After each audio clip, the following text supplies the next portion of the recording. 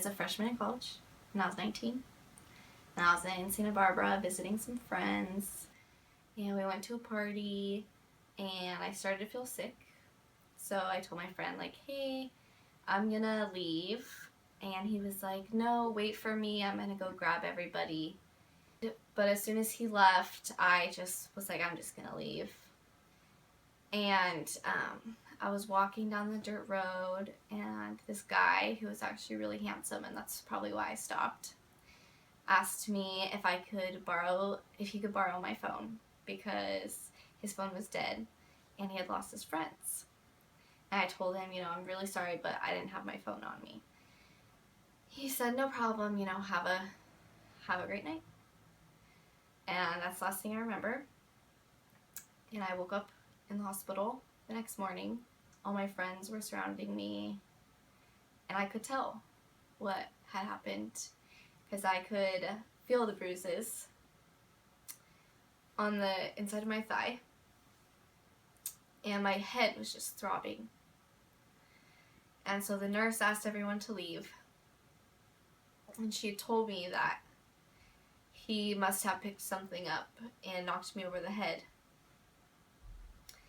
because I was unconscious, and my friends found me in the dirt with just my underwear off. My dress was still on. And that whole next day, I spent getting photographed and poked and prodded, talking to the police. And I did report it. At first, he never got charged. It kind of took a back seat, and I would call and I would ask, and nothing ever happened. And they just blew it off. Until he did it again to a different girl. Probably took about a year. And then we finally got justice, and now he is in jail. But honestly, I think the hardest part about going through it was the fact that it didn't matter to anybody what happened to me.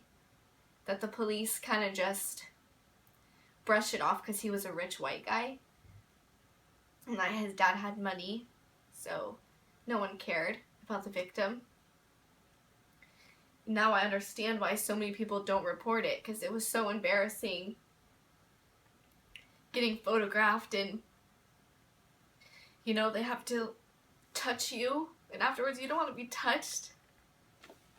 And it was embarrassing. And have to go through all that pain, and for so long, for about a year and a half, nothing ever happened to him. He was just living his life. And I just think that's why so many girls don't, or men, don't report their incidents, because it kind of almost seems like no one cares. Another thing about rape culture is a lot of the victims get blamed, and my mom, they have to call your, emergency contact. And my mom, the first thing she asked was, well, how are you dressed? How much did you have to drink? Are you sure it was rape? Are you sure you didn't just black out? And my mom didn't believe me. So it's just, and I think that's why a lot of people don't report it either, is because some people just don't believe you.